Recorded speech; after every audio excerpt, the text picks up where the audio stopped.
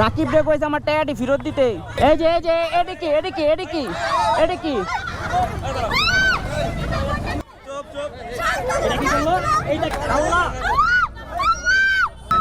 এখন কি করবেন আপনারা? কি একটা অবস্থা, কেউ কেন নেয় না এদের ব্যবস্থা। কুকুর ছানার খাবার কম পড়েছে তাই তারা রাস্তায় নেমেছে। এরা কি পুলিশ?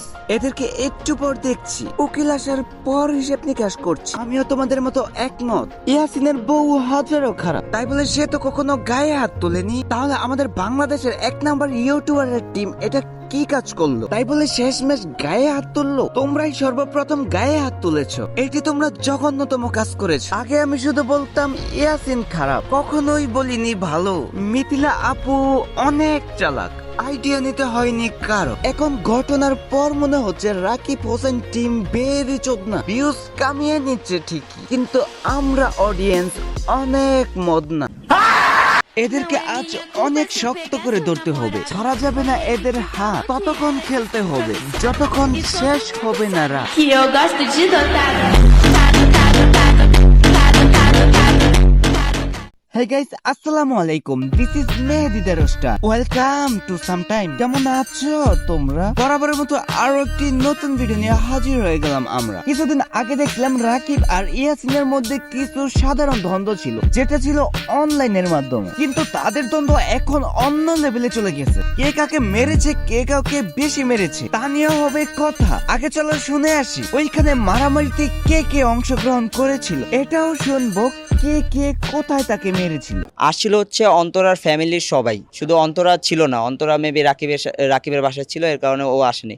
কত বড় চোর, কত বড় ডাকাত! সে নিজে ঝামেলায় আসেনি, পাঠিয়েছিল ফ্যামিলি। সে হয়তো দেখাতে যাচ্ছিল আমি মারামারি করিনি। ঘটনাটা হচ্ছে সন্ধ্যার সময় কোন এক রেস্টুরেন্টের সামনে। ওইখানে কথা কাটাকাটির পর সেফটির জন্য পুলিশ নিয়ে আসা হয়। সেখানে দাঁড়িয়ে দাঁড়িয়ে বকচোদ মার্কা পুলিশ শুটিং দেখে। ওইখানে দাঁড়িয়ে বিবেচনা করছে, হয়তো কিছু মাল পানির জন্য অপেক্ষা করছে। সঠিক বলেছেন।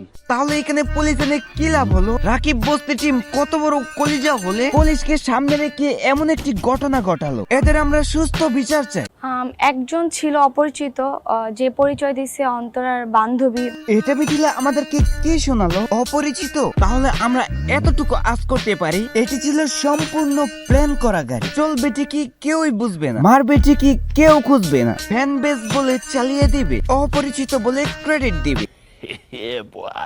কোন একটা মামার পাওয়ারে উনি হচ্ছে আমার হাত ধরে, ডান হাতটা ধরে পিছনে নিয়ে গিয়ে মোচড় দেয়। তো অবশ্যই মোচড় দিলে পুরো শরীরটা অবশ হয়ে যায়। সেই মুহূর্তে অন্তরার বড় বোন সুমি মেবি উনি আমাকে ফোন দিয়ে এখানে একটা আঘাত করে, আর হচ্ছে খামচি দেয়, যার দাগ এখনো আমার আছে। আর হচ্ছে ইতি, সানজিদা, পিছন দিক দিয়ে ঋতু আর অন্তর আমাকে লাথি মারে, যেটার ভিডিওর প্রুফ আছে আমাদের কাছে। সে তখন ভাবতেছিল হয়তো ভিডিওর ফুটেজটা তাদের কাছে আছে, কিন্তু বাংলাদেশের সোশ্যাল মিডিয়ায় অলিতে গুলিতে অলরেডি পৌঁছে গেছে। এমন মার মেরেছে অজ্ঞান হয়ে গেছে। অ্যাক্টর বলে কথা, হয়তো কিছু অ্যাক্টিং করতেও পারে, কিন্তু সব থেকে আসল কথা একে তো মেরেছে। এই যে অজ্ঞান হয়েছিল সেই ফুটেজও আমাদের কাছে আছে।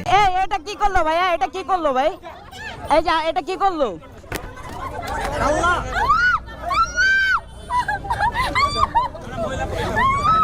এখন কি করবেন আপনারা? এখন এরা আর কি করবে? স্ট্যাচু হয়ে দাঁড়িয়ে থাকবে, দাঁড়িয়ে দাঁড়িয়ে আঙুল চুষবে। বাংলাদেশের আইনজীবী পুলিশ থেকে আমরা এটা কোনোভাবে আশা করতে পারি না। পুলিশের সামনে কি করে এরা রিভেঞ্জ নেয়? ভিডিওর ফুটেজে দেখা যাচ্ছে পুলিশ শুধু দাঁড়িয়ে দাঁড়িয়ে সিনেমা দেখে যাচ্ছে, মনে হচ্ছে দাঁড়িয়ে দাঁড়িয়ে কেস ফাইলের স্ক্রিপ্ট লিখছে। এমন হয়ে থাকলে জনগণ পুলিশের স্থান কোথায় দিবে? কেউ কি বিপদের সময় তাদেরকে নেবে? সবাই তো আইন নিজের হাতেই তুলে নেবে।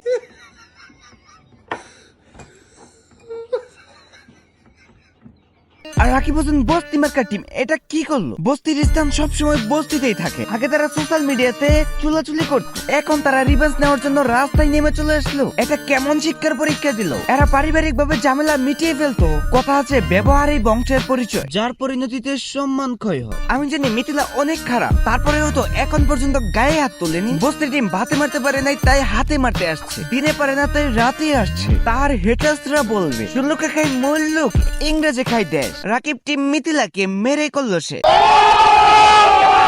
একটি স্ট্যান্ডার্ড ক্রিয়েটর থেকে আমরা এগুলো আশা করতে পারি না। এগুলো শুধু বস্তিরাই করতে পারবে। বস্তি মার্কা কন্টেন্ট ক্রিয়েটর প্রয়োজনে এর যত রাস্তায় ঢেলে দিতে পারবে।